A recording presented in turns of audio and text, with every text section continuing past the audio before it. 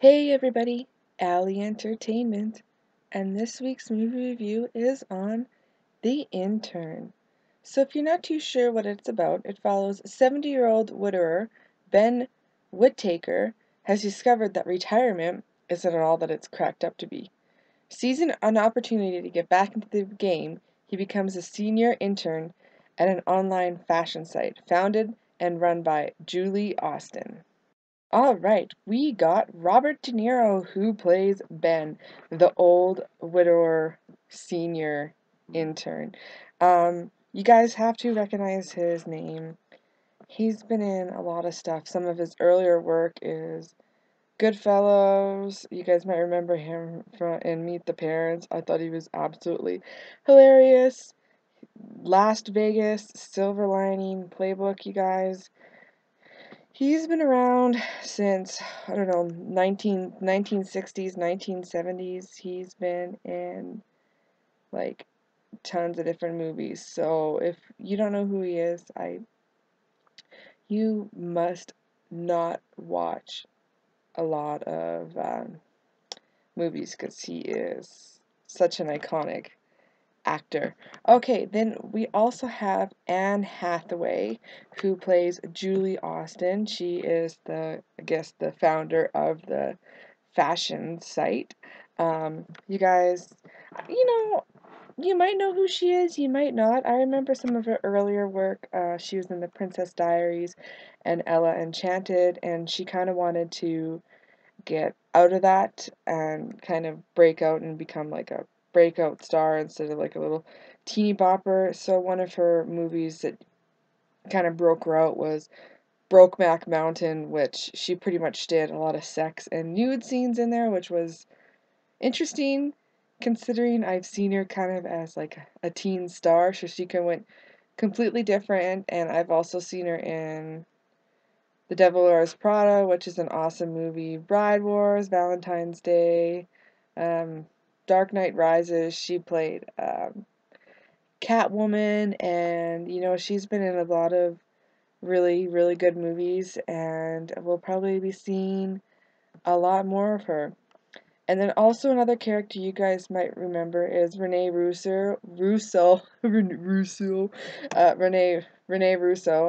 been around for a long time.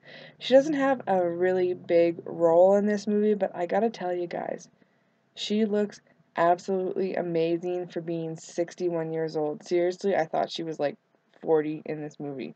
Like, she looks absolutely awesome. So she's been around since the 80s, and you guys might recognize her in Thor, where she plays Thor's mother, and she's been in Lethal Weapon, The Thomas Crown Affair, Tin Cup. Yeah, pretty much the Lethal Weapon series type thing. Um, she's not huge, but if you've seen a picture of her, I'm sure you'd probably recognize her and be like, hey, I remember seeing her in a movie.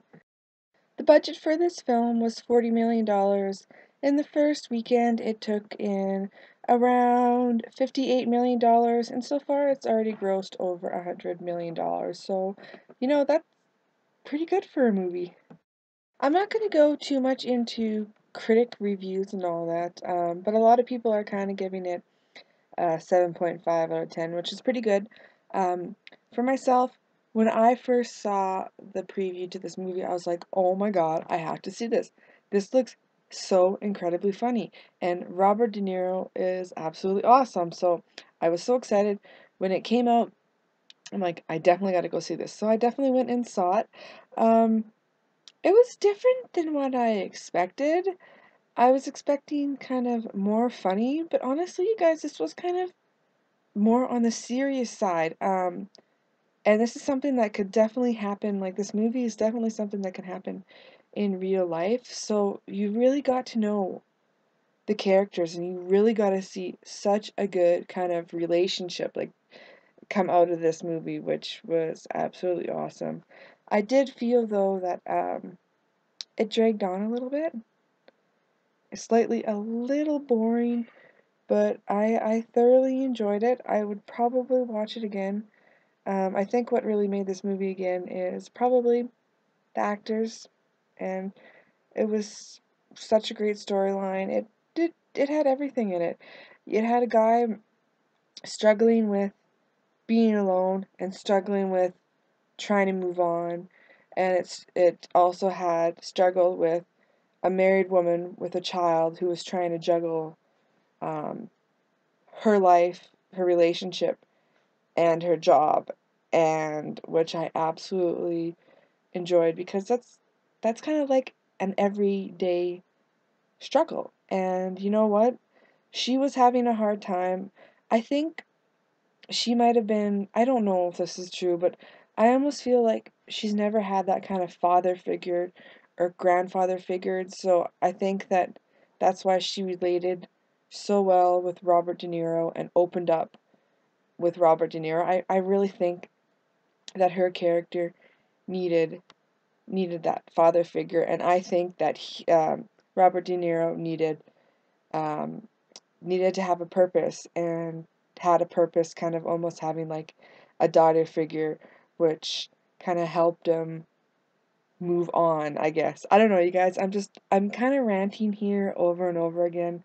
And it is an awesome story, and what I like about it is it's not the normal, I guess, cookie cutter love story. It's actually almost like between a father and a daughter, even though they're not really father and daughter, but I absolutely really enjoyed this movie.